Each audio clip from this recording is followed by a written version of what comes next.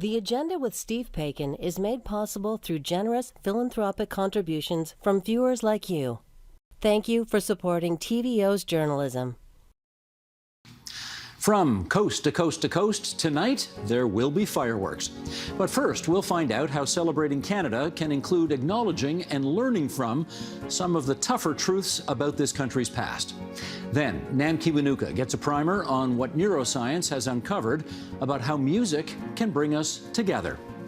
It's Friday, July 1st, Canada Day, and that's all coming up on the agenda.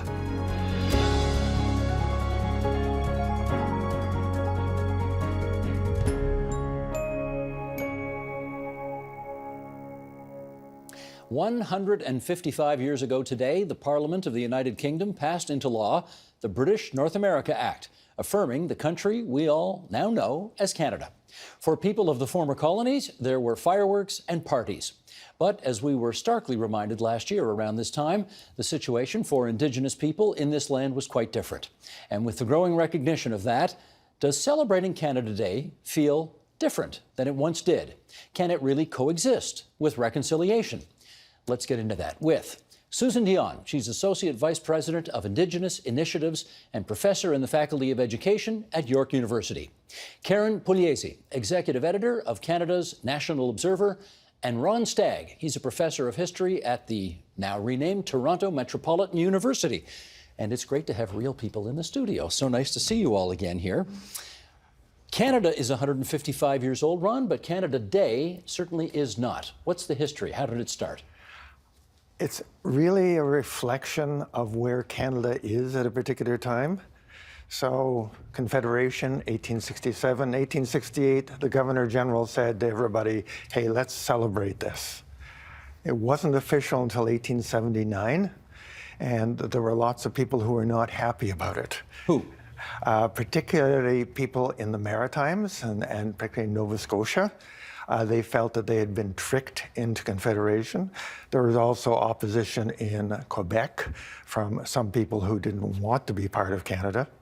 And of course, there only were the 4 provinces at the time, so you had a lot of opposition. That gradually faded and then came back in the 20th century. But in the meantime, in the 1890s, the mania for empire developed. Reinforced by very large immigration from Britain. And these people thought that Canada was British.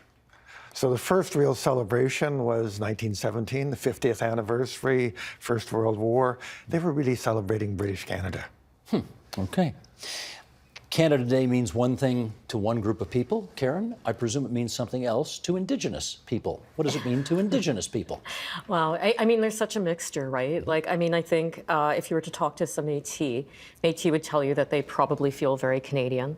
You've got Haudenosaunee who are sovereigntists and don't recognize Canada at all. They'll talk to you about the two-row wampum, and it's this beadwork that has 2 lines down it that's a treaty that show that these 2 nations walk side by side but never meet, and they don't accept Canada.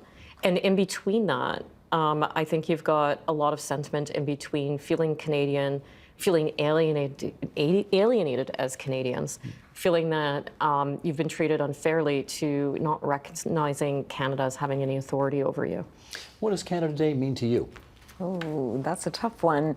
It's very conflicted for me. I think that there's both pride and shame exist simultaneously in the existence of Canada. Pride in what? And pride and shame. Pride in what? Oh, pride in what? I think there's some pride in, definitely in what it means to be able to live in Canada and have the freedoms that being in Canada and being a Canadian includes some freedom, for sure. And so there's that pride.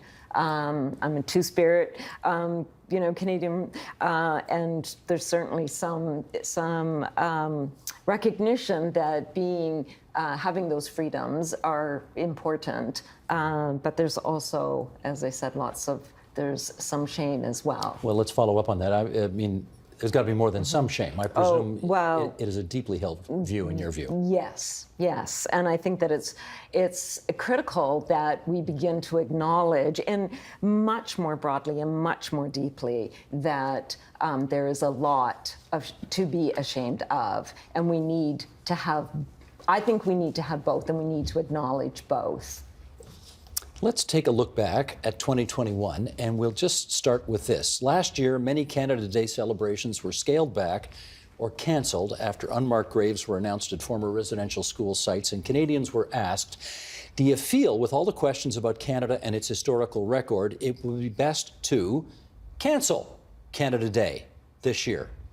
Okay, here's what a poll found. This is Léger Post Media from June of 2021.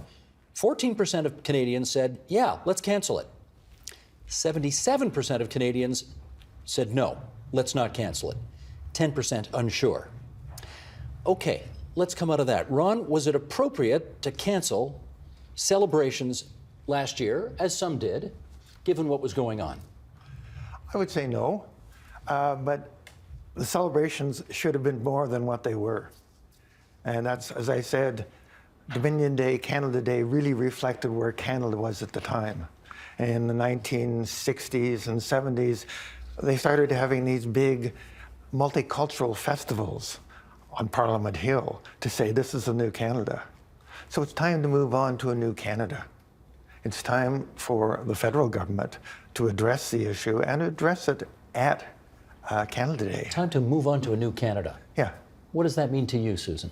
Oh, I think that's a new Canada, because I think for us, we'd like to think about the old and what this land was prior to the existence of the state that's been imposed on this land. So, as Karen said, we are nations, right? The relationship between Canada exists with First Nations, with an S, right? Because we were and are independent nations, and we never gave up our sovereignty. So I think that's part of what we need to learn and celebrate, that right. We are actually more than two nations, right? The founding nations myth, it is a myth because there are many First Nations that existed here long before and continue to exist. It's funny, I remember those celebrations. I remember going to the park and seeing those celebrations, and even as a 6-7-year-old thinking, there's something not right here because there are all these people, but what about us? Mm-hmm. Where do First Nations people fit in this celebration of the multicultural Canada? There was, at that time, there was no or very little recognition of the First Nations. So I think that it's critical that we actually take this time, Canada Day, to learn about the history of the relationship, and that the wampum belt and the two-row wampum that really reflects the relationship that we entered into as sovereign nations with Canada. It's a great opportunity for Canadians to learn what and who we are with this complicated and complex history. Do you have any difficulty with the way that's been characterized? Not at all. As I say, New Canada, to me, we're going to add another layer. We added multiculturalism. Now it's time to acknowledge that you have over 1 million people in Canada who have differing views of what Canada is, and that all has to be acknowledged. And predate 1867. Yes, very much so. So do you accept Susan's position that it is a quote-unquote myth that the French and English founded this country? The French and the English founded a political entity. They didn't found a nation. Gotcha. I think you two are coming together a bit on that. I think we're having a bit of consensus here. Karen, take a look up there at the screen, and here's an image from Parliament Hill on Canada Day last year. And when you turned on your television set, as I presume you did, like many of us, to watch July 1st celebrations, what did you see? Yeah, okay, so I watched on computer, but that's all Okay. right. That's what all the kids do these days, right? Yeah, I mean, seeing that meant something to me, and I have to put that like in context that like I'm a journalist, and so I've spent I don't know, like 20 years covering this. I started at APTN, now I'm at Canada's National Observer, and when I go out to cover stories today, whether it's on education, or child welfare, or clean water, or housing. I could literally just do the same story I did 20 years ago and not see any change.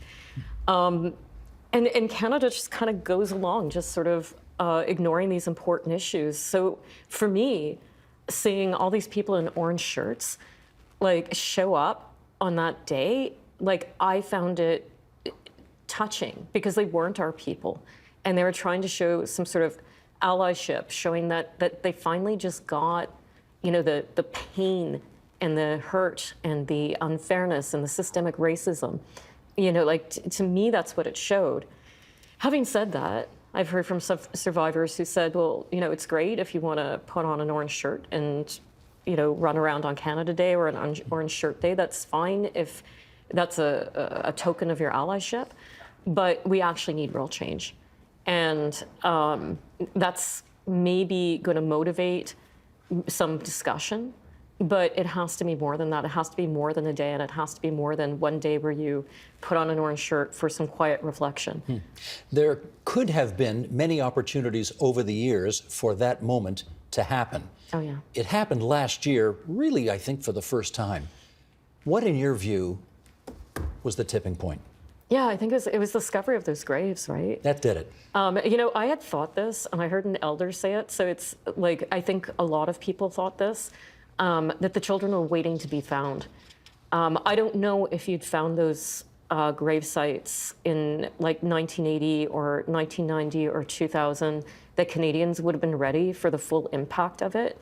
It kind of had to come after a TRC. It kind of had to come after everything about the TRC kind of quieted down, because you had this big moment of the TRC and then nothing. Like, it kind of like, it was kind of going the same way I think that RCAP went. That you have this discussion start and it just kind of fades. The media starts covering it. It gets out of the conversation. And then the discovery of those graves really made it real to people in a sense that they could imagine their own children going off to school, not coming home, and years later finding, still not knowing what's happened, but suspecting that this is where they were laid to rest. And that, I think, just connected with people in a way that nothing else could, but it almost had to be that moment. I suspect you and I are the only ones here old enough to remember 1967 and the centennial and the sort of unabashed, complete enthusiasm of the population, well, English, French, and multicultural populations in expressing love for Canada and how wonderful all of that was. Should we just come to terms with the fact that we probably ought not to be doing that anymore? I think we should be doing, but we should be doing more. I mean, right now, recent Canada Day celebrations, we had tokens. We had Indigenous people in costume, and the government's very good at tokenism, but they got to follow through. Follow through means what to you? It means using the occasion to talk about reconciliation, to mention some of the things that need to be done, and then to follow up on that. Obviously, you're not going in the middle of a celebration, you're not going to go on at great length about this, but it's an opportunity to raise the issue and say, we haven't quite got there yet. That's the thing, Susan, that I think people are trying to figure out how to do. They want to celebrate Canada and be happy about the fact that we are, objectively speaking, empirically provably, one of the great countries in the world today, relative to what's going on in a lot of the other countries. But we're not there yet. We're not where we need to be. How do we do both at the same time? Right. I mean, I think that we have to acknowledge when you say it's a great country, like, who is it a great country for? Because certainly there are a lot of Indigenous people who don't experience, you know, the Canada that you experience. For sure. But you can say that about every country in the world. Yes. Well, yes, but we're talking about Canada. So I think that it is you know, I think on the day, there's a time to also celebrate Indigenous culture and Indigenous knowledge and Indigenous ways of knowing and being, and that we need to have that time for celebration. And as Indigenous people, we celebrate. We have lots of joy and celebration of our relationships and relationships with family and community and land and our own nations. So I think that time for celebration is important, and it's a time to learn about who Indigenous people are and what we have and who we are, and learn about us. And there is also a time to learn about the relationship and the complicated relationship that has existed between settler Canadians and First Nations, Métis, and Inuit people. Okay, fair enough, but is that a Canada Day mission, or is that a National Aboriginal Peoples Day mission, which we had just a couple of weeks ago? Right. I think that it is September 30th is also the National Day for Truth and Reconciliation. I think that that's a very important day for learning about the history of the relationship. I think that we need to complicate how we understand and what we make of Canada Day. When I see those images of people waving flags, you know, there is some pride, but there's also a lot of pain when I see those. And I think, well, who gets to wave that flag and feel good about Canada and feel good about being Canadian? Because I know that for a lot of First Nations, Métis, Inuit people, we don't get to feel that same, flag waving pride, because that's not what Canada has been for us. Well, so, if you want to complicate it, I'm going to complicate it even more. You ready for this? Because, as you were suggesting, for a lot of people in this country, every Canada Day before this one was unambiguous, wave the flag and feel great about being Canadian. But then we just saw, several months ago, a trucker convoy in Ottawa where there are a lot of Canadian flags being waved, and that flag took on a new connotation. And for a while, Karen... Oh, thanks for giving me the easy question. For a while, non-Indigenous Canadians started to look at that flag and say, oh, wait, that's become the new symbol of this trucker convoy, freedom convoy, call it what you will, who have a very different view about this country from the vast majority of others. Do you think that changed the way people saw the flag? I have heard that it has changed the way that people see the flag, or at least Canadians, non-Indigenous Canadians. I've heard that. I've heard some statements about take back the flag, but while everybody's fighting over it, let me just give you the context in which Indigenous people have used this flag, and I'm sure you've seen this. Upside down, reconciliation is dead, written all over it, and sort of a giving up on reconciliation. So I can't really tell Canadians how they should feel about their flag before or after the truckers' convoy, and I think that's a discussion that maybe for Canadians need to have amongst themselves. But what I can say is that it hasn't been a welcome symbol for Indigenous people for a long time, and it's been used as a symbol of protest, a symbol of broken promises, a symbol that the government's not living up to reconciliation, which, by the way, it's a loaded word, right? Because what does reconciliation mean? You're going to hear some people say it means listening, but that's not how the TRC defined it.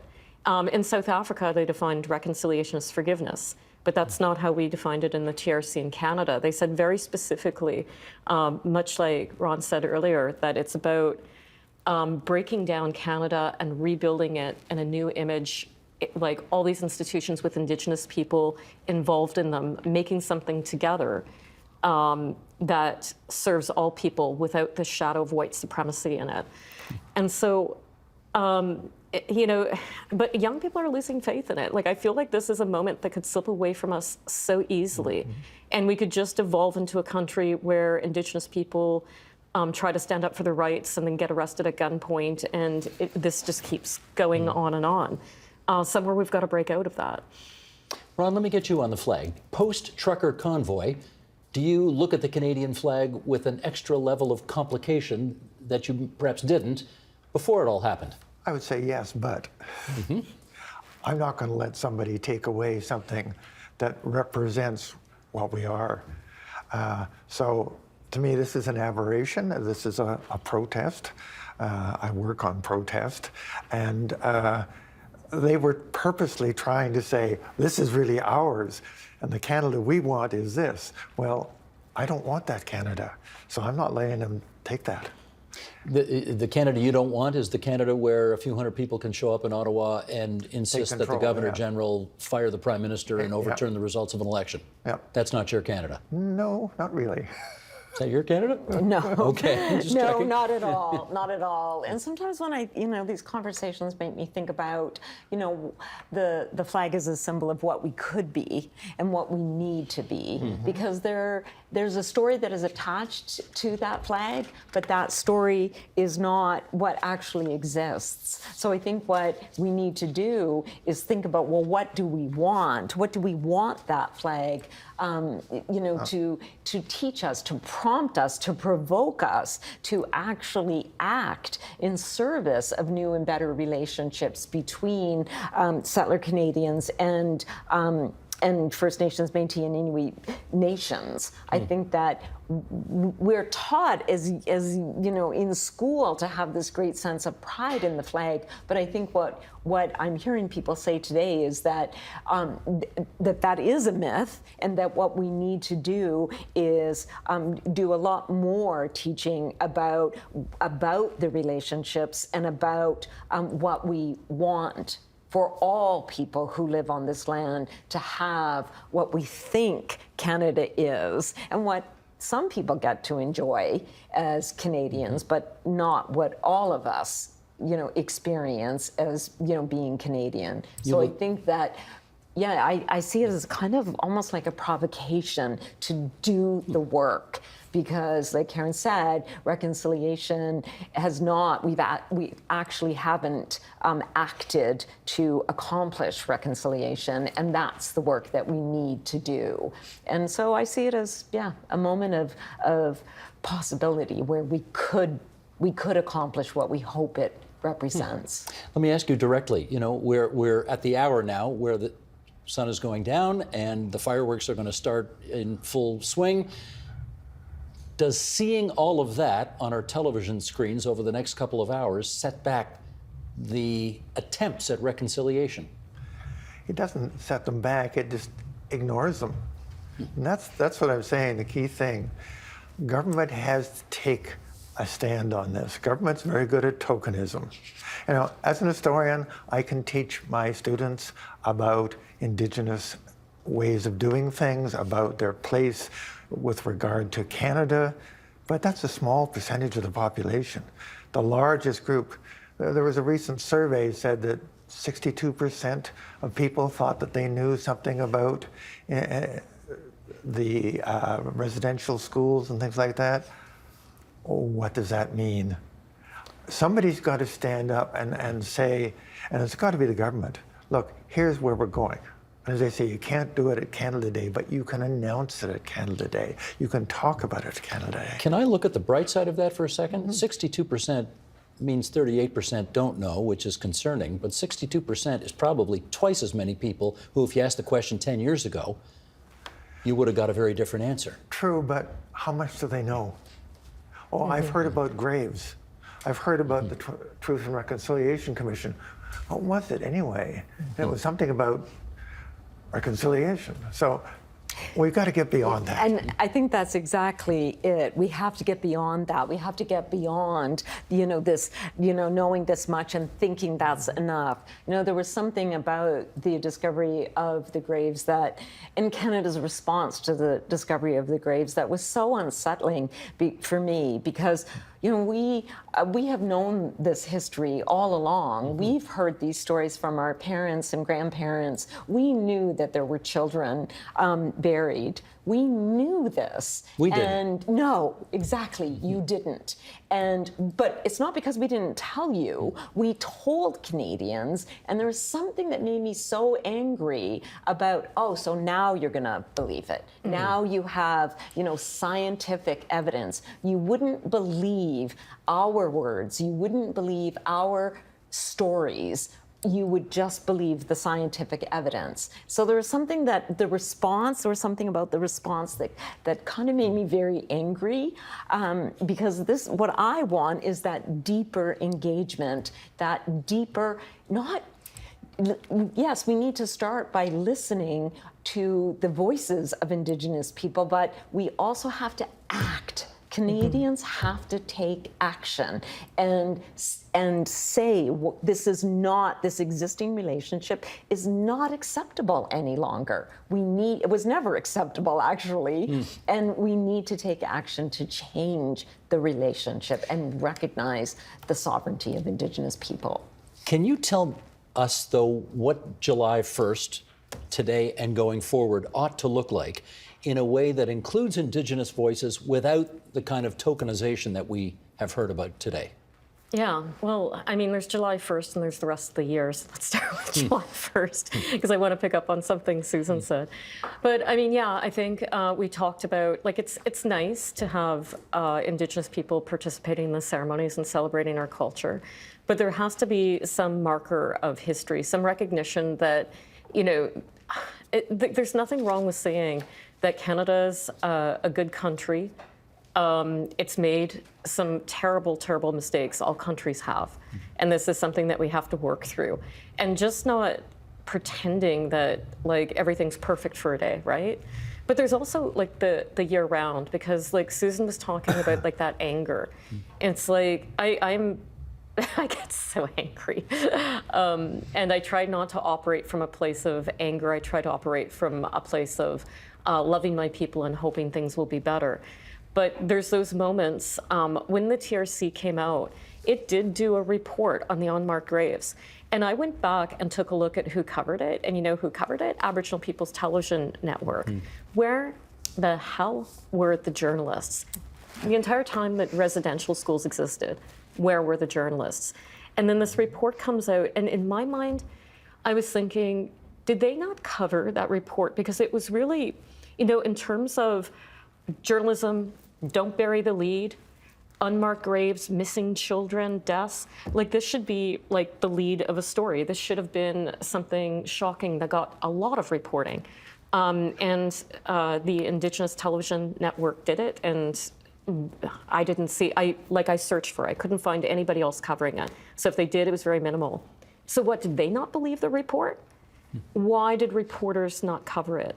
So I feel like Canada's been in this veil of denial. We're getting a lot of pushback now from disinformation sources saying that, the graves don't really exist, that it's all some sort of scam. And so I think we really have a lot of work to do in media to keep, more than 2% of the stories about Indigenous people, not just about residential schools, but about all the issues of inequity that are still existing. There's an accountability aspect to journalism where you're supposed to be holding people's feet to the fire, and we're not doing that. Journalists are failing Indigenous people in this country. And I also did. I took a look at the percentage of coverage of Indigenous people in a couple of newspapers, and I found that since the National Inquiry into Missing and Murdered Women, it has dropped from 5% to 2%. It is going down, not up, which is the wrong direction. And I know Journalists for Human Rights are putting out a report probably in the next month or so. And I expect that it's going to confirm that and show that there's been a dive in Indigenous coverage, because I'm seeing it, That's a good challenge to put out to the rest of us, so thank you. That's Karen Pugliese. She's executive editor of Canada's National Observer. Can we thank her, as well as Ron Stagg, the history professor at Toronto Metropolitan University, and Susan Dion, professor in the Faculty of Education at York University, associate VP Indigenous Initiatives at York University. It was a real important conversation, I think, for all of us to have on this Canada Day. So thank you for coming here to TVO tonight. You're welcome. Sure.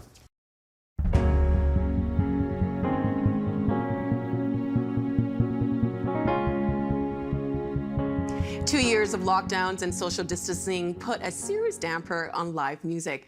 But concerts and club venues that went silent in that time are back. And music made during the downtime just keeps coming. With us now on how music helped us during the pandemic and what it can do for us as we come out of it, in Hamilton, Ontario, Laurel Traynor, director of the McMaster Institute for Music and the Mind, and a professor of psychology, neuroscience, and behavior at McMaster University. And here in our studio, unregistered psychotherapist and certified music therapist, Rachel Finnerty, who is founder of the Music Therapy Academy and a PhD candidate at McMaster University. Hi to you both. Hi. Hi, thanks for having us. Thank you so much for coming on. Laurel, I'll start with you. How important is music to us? I don't think we can underestimate how important it is. You know, music is found in every culture, past and present.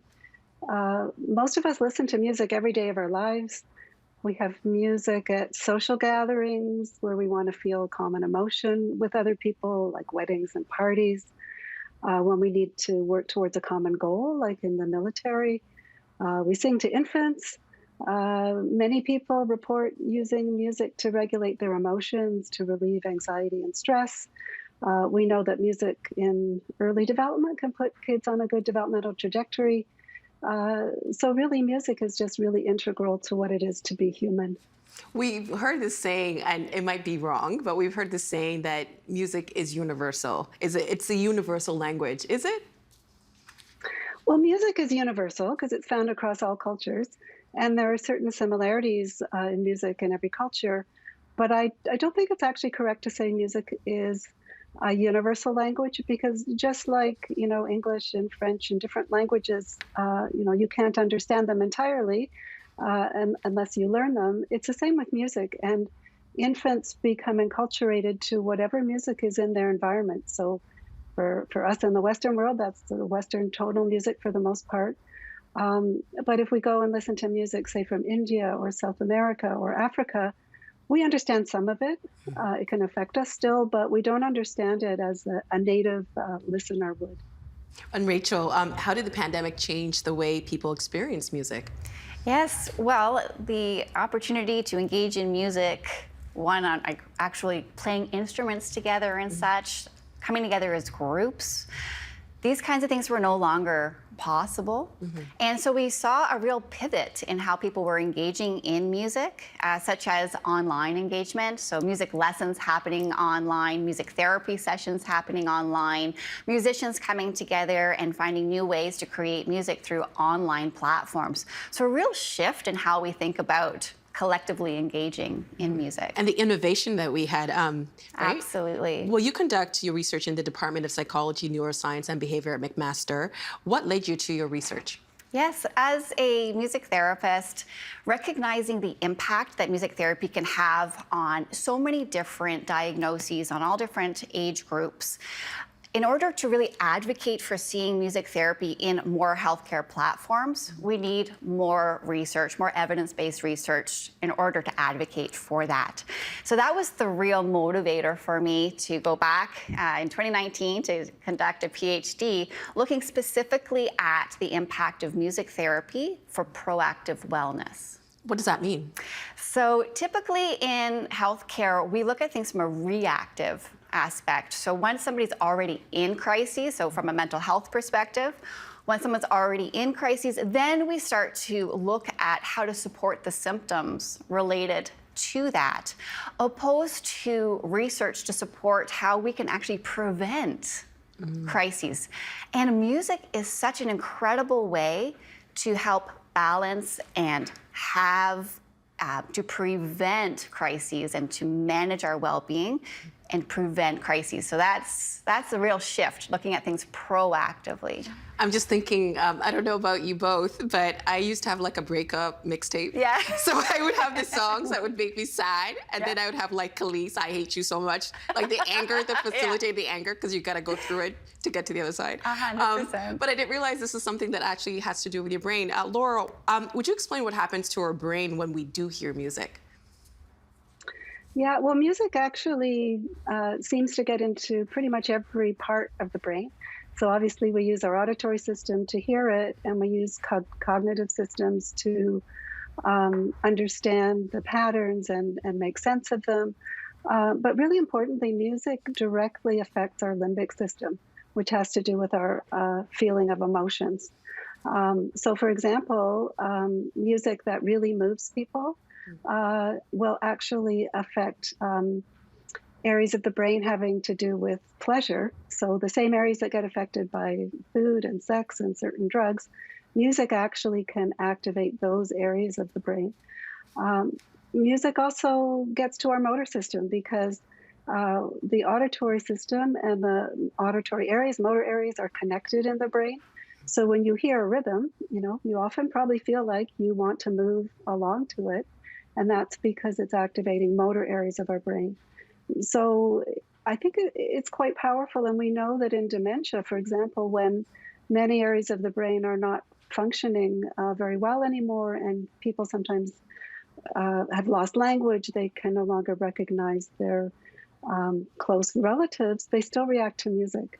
So music has a way of getting into the brain. There's so many pathways by which it can get into the brain that it's one of the earliest things that babies respond to, and it's one of the last things to go in dementia. Well, Rachel, how does that translate to the body or well-being when we do listen to music? Yes. When we listen to music, so if I could just maybe reference the proactive wellness study, where we collected measures of cortisol through a hair sample. And so after we had students participate in online group music therapy, and so as a measure to see how does engaging in online group music therapy affect physiologically, what's the physiological effect? And so we could actually measure this by taking a hair sample and then analyzing the cortisol, the average change in cortisol over the course of 6 weeks of engaging in online group music therapy. And so we actually did see that there were undergraduate university students who participated in the music therapy groups did have an average decrease in the cortisol results in comparison to our control group, so the students that did not participate in any kind of online group therapy, they had an average increase in the cortisol levels. So we can actually see there are physiological changes. We can measure these physiological changes as a result of not only listening to music, but engaging in music therapy, where not only are we listening to music, but we are composing music, singing music, other aspects as well. And Laurel, there's been some research into live music at the Live Lab. Would you explain a little bit about how that was set up? Yeah, so one of the interesting things that Rachel is describing is the effects music has on us as individuals. But music is usually performed in a group setting. So in the West, we have recorded music now, which is wonderful. We can go on the internet and get music from around the world and listen to that. But through our evolutionary history as a species, and if you look at how we engage in music across different cultures, it's most often done in groups. So there's a real social aspect of music. And so in the Live Lab, by the way, it's a fully functioning concert hall at the McMaster Institute for Music and the Mind. But it's also equipped with a bunch of systems that we can measure things in people as they're actually listening to a concert, or in musicians as they're performing. And so one of the things that we were really interested in, and this was actually pre-pandemic, but I think it's even more relevant now since we've gone through the pandemic, is what's the effect of experiencing music in an audience? And so there's a couple of factors that people rate.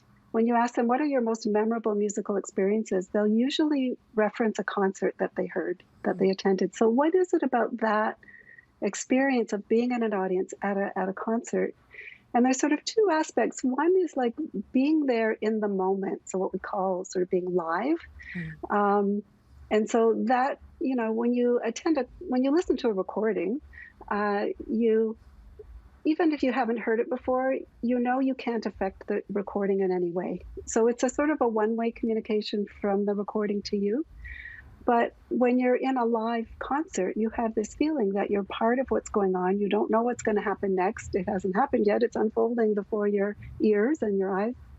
And so, what is the effect of that being there in the moment? So, in one study, we had it was actually the album release of Ian Thornley, which he held in the Live Lab concert hall, and so we decided to turn it into an experiment. We had a group of people come in who experienced the concert for the album release. We recorded it, and then we, with our amazing sound system in there, we could recreate it pretty much exactly. And so we held a second concert, which had exactly the recording that occurred during the live one, and the video of it and everything, but it wasn't live. So we compared what happened in these two situations, and what we found was we looked at the way people move, because the way people move to music really expresses a lot about how they're experiencing it. Well, I And have so the what clip. we I'm found- gonna stop you there for a Yeah. second, because I actually want to show. We have a clip of that performance, and then you can continue afterwards. I just want people to get an Sure. idea of what it is you're talking about. Sheldon, please roll.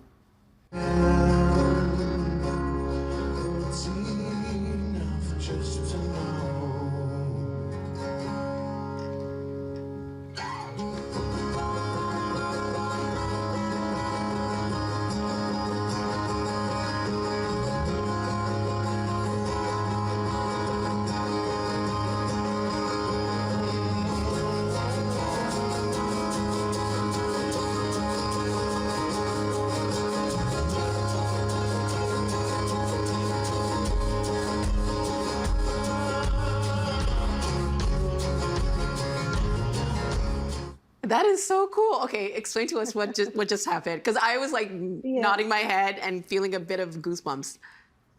Yeah. So what you could see there was obviously the performers, but then you could also see the motion of the heads of a number of members of the audience.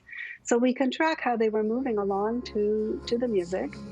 And what we found was people moved with more vigor. So they moved faster, essentially, when the music was live than when it wasn't live, even though the sound was exactly the same and they could still see the band when it wasn't live. They didn't move as much.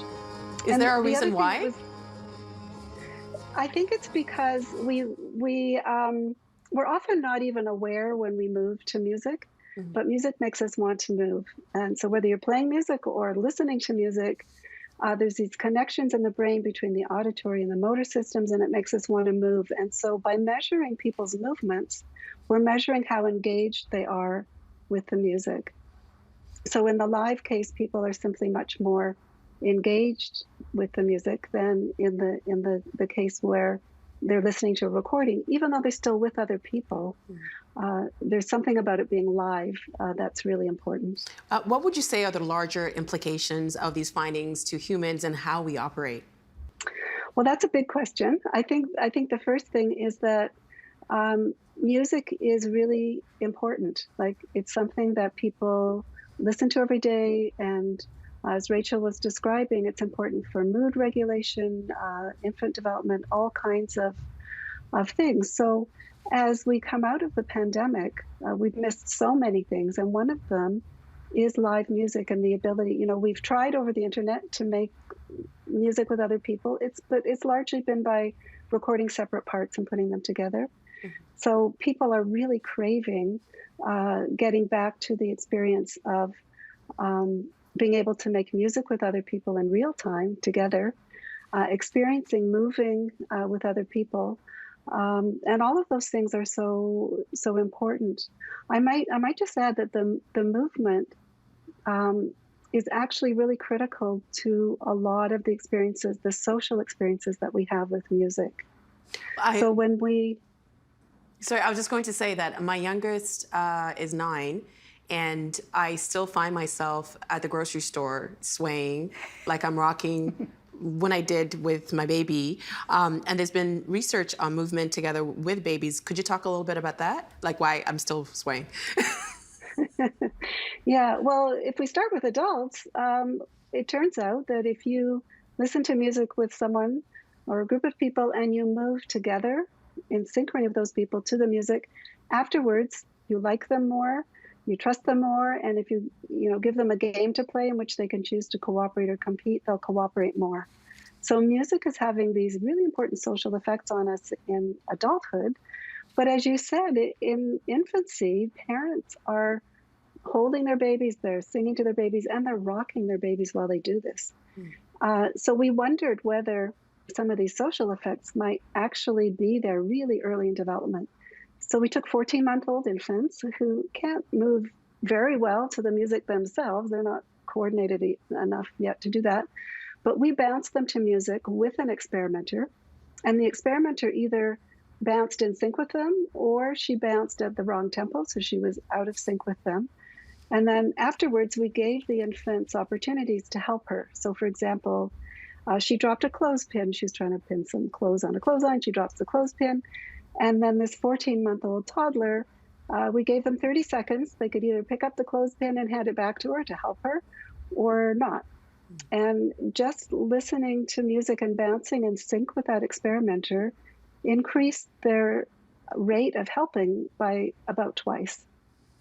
So just a very little experience with someone at that young age, moving together with you to music, actually affects how you interact with them socially. So infants are using music and movement to figure out who they want to affiliate with, who they want to be friends with. That is so fascinating. Rachel, from your research, do we know why listening to music lowers our stress levels? Yeah, so when we listen to music, there is this, we were talking earlier about this balancing of our system. And when we listen to music, it evokes the emotion areas of the brain, the memories areas of our brain, the HPA axis, which regulates our stress. So music incorporates all of these areas. It's like a mini mental gym for every part of the brain. And so when we go to the gym, we have everything healthy and working well. When we listen to music, it helps everything to be staying healthy and working well so that it can manage stressors to the best of its capacity. And so listening to music in a meaningful way, so I think that's also a really important piece, is not just listening to any music, but music of preference, music that has meaning for yourself. So sometimes, for example, there has been research around medical professionals choosing what kind of music should be played in a surgical room or in the waiting room before a surgery or post-surgery to see if that music will impact stress without necessarily taking into consideration the preference of the individuals.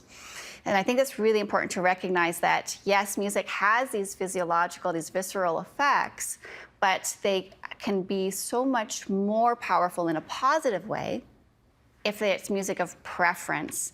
And one of the reasons behind that, or a likely reason, is that we have accompanied music to every life event that we've had. We can create this moment by moment book of pieces of music that are relevant to childhood, teenage, that first breakup, the dance floor, the music played at your wedding, music played at a funeral. And so each of these pieces of music are individual to each person and to their own life experiences, right? And so that is so interesting because I'm just thinking of when I was younger and you would have these protests like rock and roll is bad. But it's like, well, you might not like rock and roll, but I like rock. It's personal, 100%, right? 100%. But not just so, it's just to see like science is showing that. So do you think people need music? Yes, and not only because I am a music therapist and I have seen the amazing impact of engaging in music that facilitates healthcare goals, but also if we look historically back at the evolution of humankind, music has always been part and parcel of medicine, of health, of well-being, of survival, by helping people know who are your people, who's going to keep you safe, who's going to be part of moving forward in the best way possible. So music historically has played a role in physiological responses, in medicine, in mediating pain. So music was played during medical procedures way back when, and as well as to facilitate community. So we see that this is something that has been part and parcel from as far back as we know. Music has been there. So there has to be a reason for that. Like something doesn't just stick along for all of humankind without having some meaningful purpose. We only have a few minutes left, but I wanted to ask you both, because this summer, one of the things that I'm excited to do is maybe go to a concert outdoors. Yeah. But in the context of this research, as we head into the summer season of more live music, what do you think the experience will be like for people? Laura, I'll start with you. Oh, I think so many people are really eager to go and hear a live concert. And I think, all these things we've been talking about the social bonding that takes place between people when they experience music together. When you go to a concert, well, some of our studies have actually shown that when people just listen to the music on their own, they may move to it, but when they listen with other people, they synchronize not only with the music, but with the people around them. And so that actually leads to these sort of feelings that you're part of a community, you're part of a social group. And so when people go, whether it's they're going to listen to their favorite band at their local bar, or they're going to a symphony concert, or, a big outdoor rock or folk festival, they'll feel this sense of community with the people that they're there with, and the music is really facilitating that. So that's the great thing that I see going forward with our getting back to live music. And Rachel?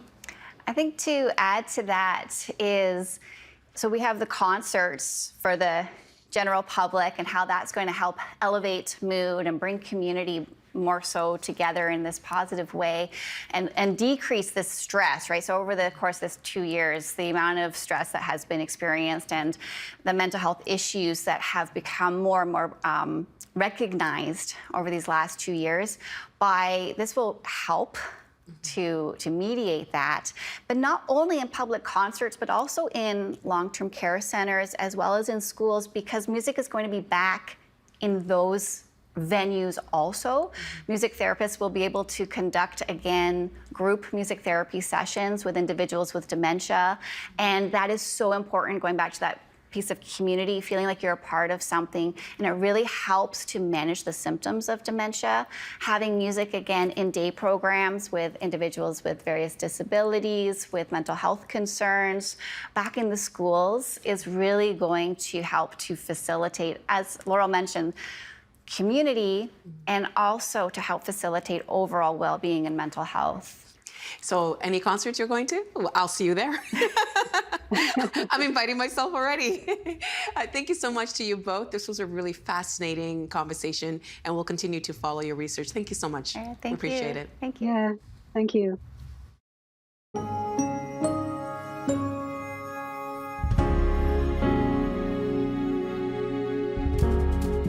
And that's it for this Friday, July 1st, 2022.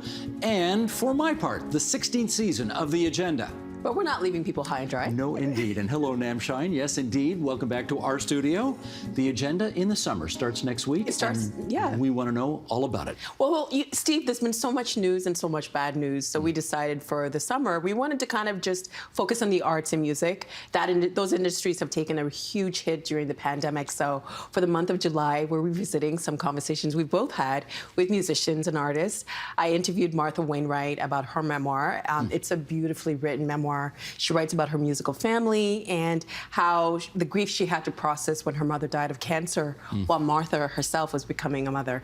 You're also in there too, talking to different artists. Yeah, I guess I do that a little bit on the program from time to time.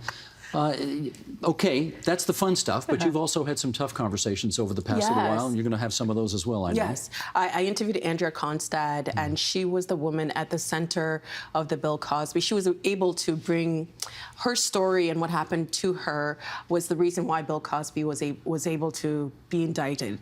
And I talked to her about how she met him and how she felt when he was released from prison. It's a really heartbreaking story, but she tells it with great strength and honor. Very brave person. And from here. She's from the GTA, yeah. And her family became friends with Bill Cosby. She considered him a sort of a grandfather figure. So when everything happened, it hurt on many different levels. Do you remember that movie Election? Yeah, for sure. With Reese Witherspoon. Yes. So I spoke to Tom Perrotta, the American novelist, and he's written a follow-up. And we got the scoop on whether or not Reese Witherspoon would be coming back as Tracy Flick. And what's the word? I can't tell anybody. you're You gonna- got to tune in. I thought I was going to get a big scoop here. That is no? the hook. And there's another great book that I did interview with Helen Humphreys. She wrote a book about how she was a solitary writer, but she could only manage it because of her dogs. It's lovely. Yeah. Nice. Now, if I really ingratiate myself a great deal with you over the next little while, would you do an interview with me about a new book I've got coming out in the fall? I think It's about a former Prime Minister named John Turner, who was a pretty interesting and important guy. I think I know some people. Okay. And I also like grilled cheese. I will keep that in mind. I will keep that in mind. Okay. And listen, I know we just got through an election that nobody cared about or wants to talk about, but we actually have more elections coming up in the fall. Yeah. We've got municipal elections, and we're going to go to AMO, Yes. the Association of Municipalities of Ontario. And I hope you get a chance to just kind of lie down and not do anything. Yeah. But I know you don't sleep. Yeah, probably not. Have Probably a not. lemonade or two. Maybe. We'll see. Okay. So lots to look forward to starting next week. Next week, yeah. All right. Very good.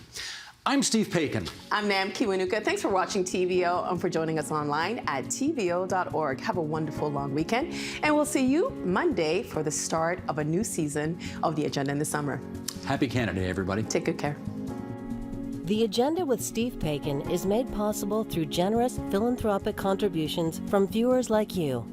Thank you for supporting TVO's journalism.